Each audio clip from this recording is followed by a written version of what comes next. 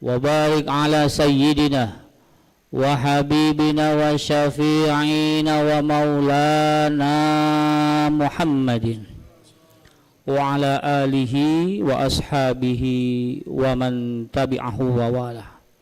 سبحانك لا علم لنا إلا ما علمتنا إنك أنت العليم الحكيم. لا حول ولا قوة إلا بالله العلي العظيم. أما بعد. Hadratul Mukarraman wal Mukhtaraman rahimakumullah, wabil khusus yang kita hormati bersama selaku daripada Ketua DKM beserta jajarannya, serta para alim ulama asatid wal asatizah, para tokoh masyarakat, para pini sepuh yang tidak dapat saya persebutkan satu persatu namanya, tapi tidak menghilangkan rasa hormat dan takzim saya. Teriring dari doa kita bersama, mudah-mudahan kita selalu diberikan kesehatan oleh Allah Subhanahu wa taala, dimudahkan segala urusan kita dan dibarokahkan sisa umur kita oleh Allah Subhanahu wa taala. Amin ya rabbal alamin. Jamaah sekalian rahimakumullah. Ramadan Allah ciptakan ini khusus buat orang-orang yang bertakwa. Untuk menjadi orang yang bertakwa, maka kita harus menduduki beberapa level, tingkatan terlebih dahulu. Jadi nggak bisa orang habis puasa sekarang jadi orang bertakwa, nggak bisa. Ya. Dia harus mempunyai dari 1 sampai dengan 4, baru tergolong orang yang bertakwa. Apa itu? Yang pertama, Ramadan diturunkan khusus satu buat orang Islam. Ya, orang Islam. Makanya dalam fikih syarat pertama orang yang sah melaksanakan puasa itu orang Islam. Gak bisa kalau bukan orang Islam.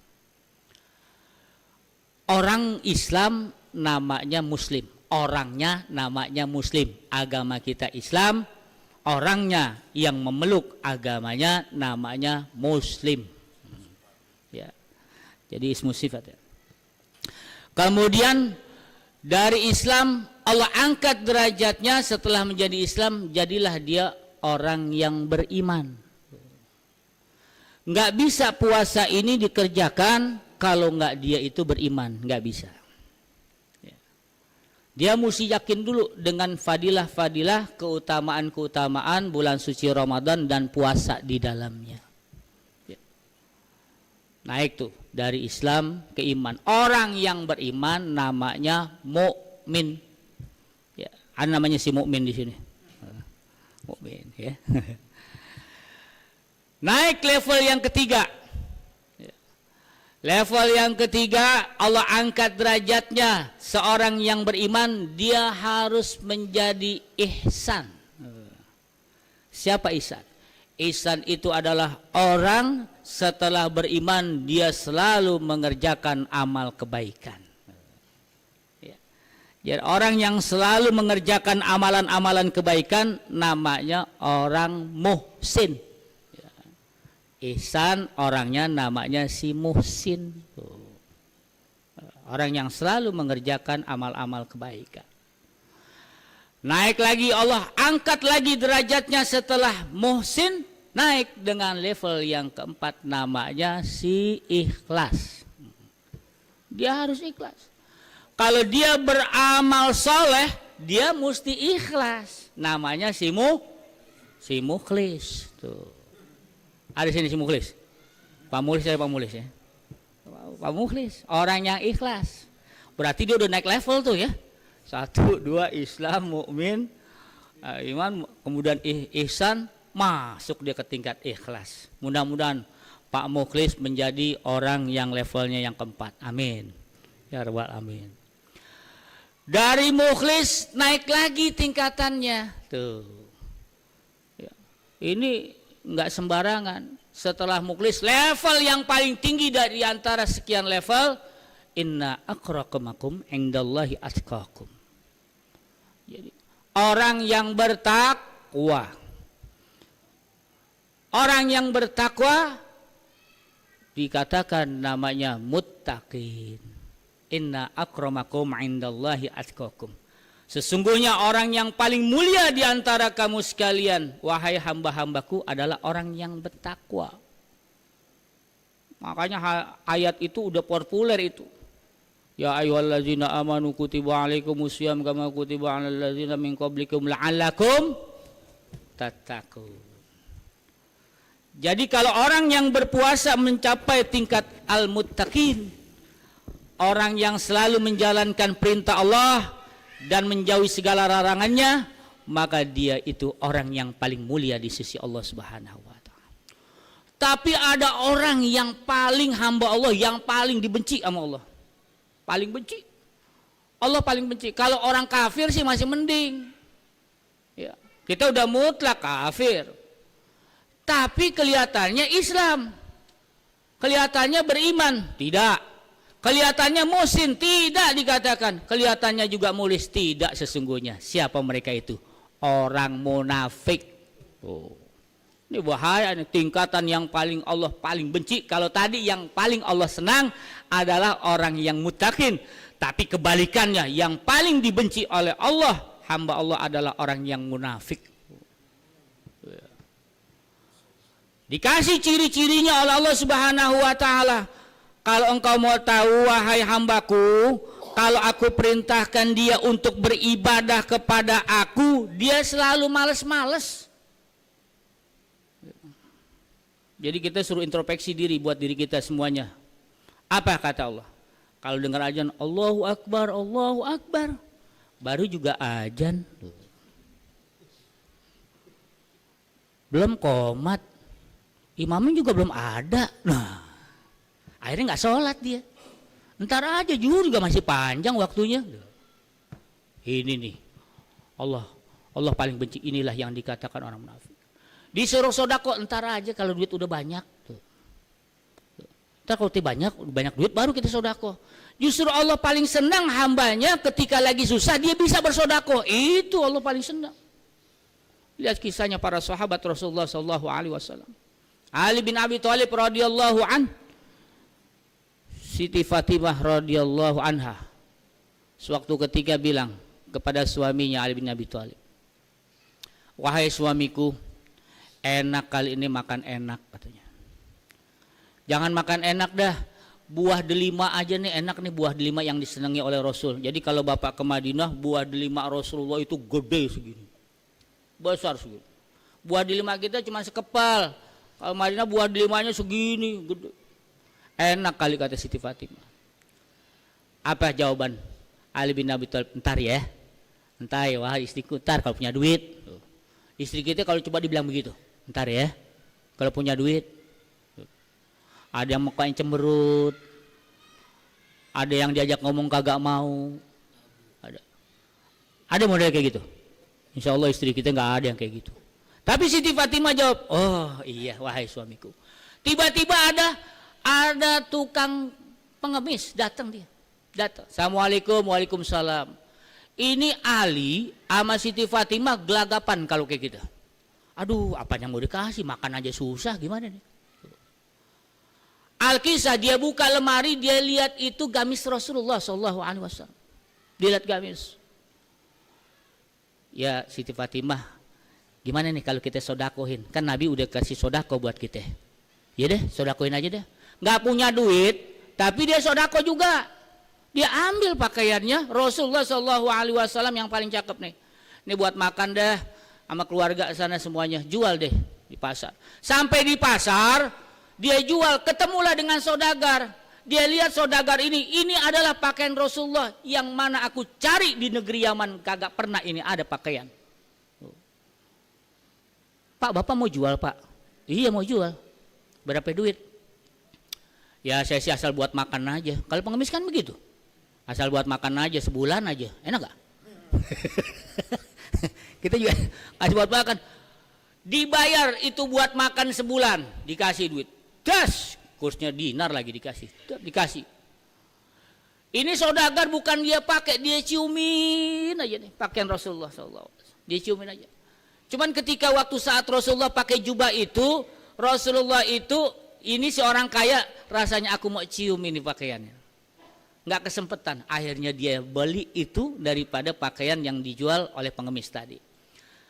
Kemudian pas setelah dibeli, dikasih lagi kepada Rasulullah. Ya Rasulullah, alhamdulillah nih, saya udah cium nih pakaiannya nih saya kembalikan.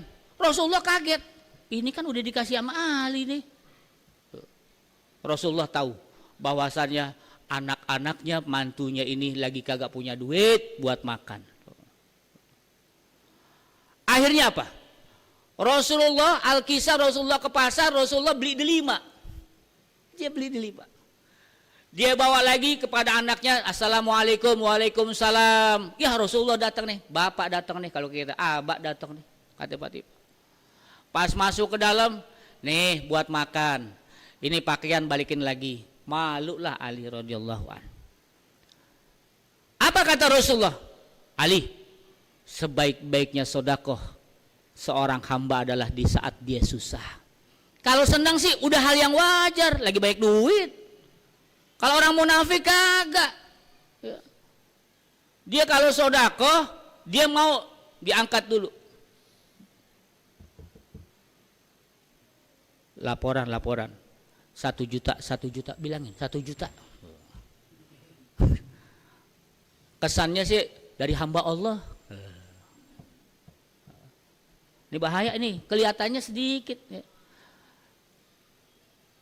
Sayati zaman ala ummati yafiruna. Sayati zaman akhafu ummati fi akhir zaman. Yang aku takutkan umatku di akhir zaman itu adalah anil asgori syirka. Dia mengerjakan syirik yang paling kecil. Wa ma anil asgori syirka ya Rasulullah. Apa yang dikatakan syirik yang paling kecil ya Rasulullah? Fahuwa riya. Kalau dia beribadah, dia mau dipuji oleh orang lain. Nih, cirinya orang munafik. Tuh. Ya, kalau dia beribadah, dia ada sesuatunya. Males dia kalau beribadah. 2, cirinya orang munafik itu kalau dia ngomong bohong.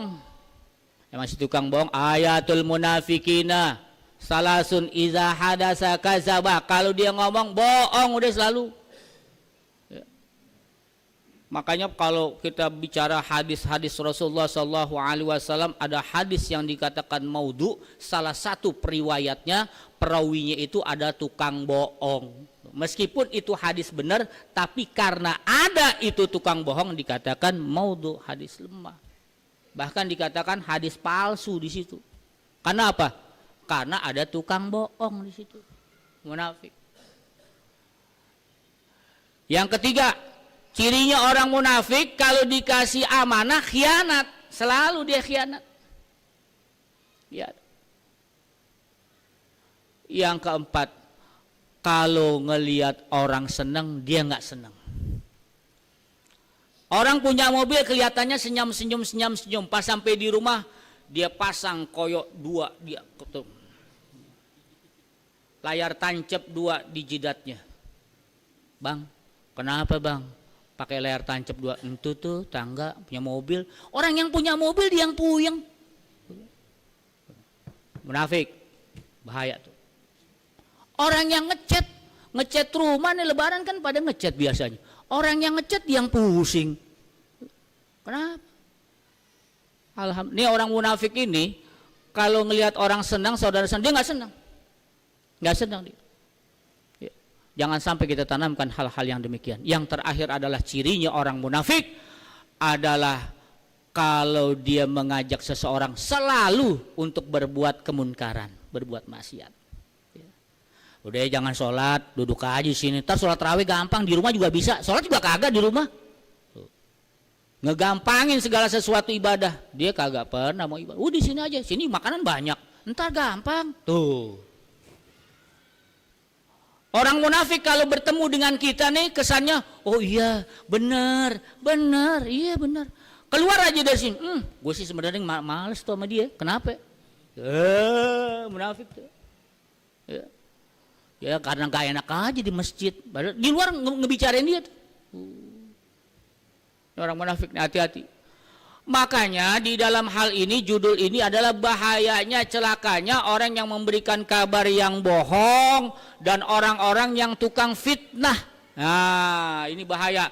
Yang pertama adalah la'anallahu ta'ala. Allah laknat orang itu.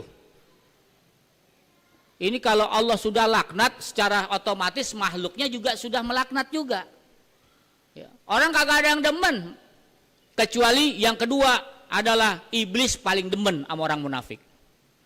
Iblis paling demen sama orang munafik. Makanya dia punya kelompok sendiri. Kalau munafik tuh punya kelompok sendiri.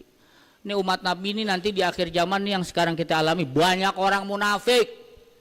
Ya saya sih terang-terangan aja. Ya, apa adanya aja. Kenapa? Karena tadi itu dia gak punya keimanan yang kuat di dalam hal duduk di majelis ilmu. Karena munafik ini orang yang enggan duduk di majelis ilmu. Kalau di majelis ilmu itu kan ruh kita disiram.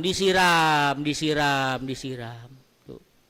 Kalau orang kurang siraman jadi kering. Kalau udah kering bahaya, udah saja.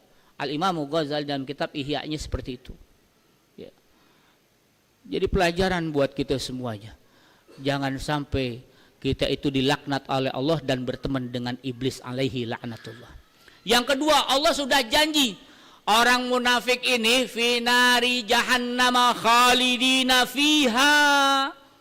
Dia akan masuk neraka jahanam. Kalau orang udah masuk neraka jahanam nggak bisa keluar lagi.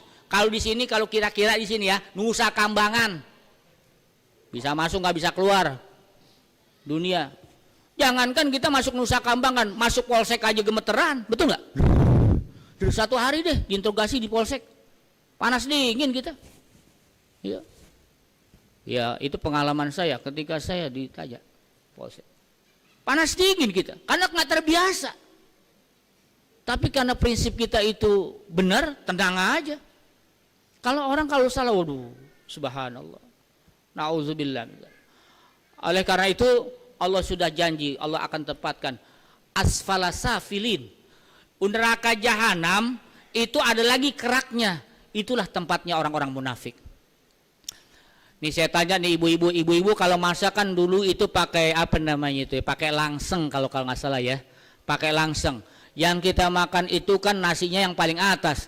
Kalau yang keraknya itu nggak ada yang mau makan kecuali di zaman Belanda.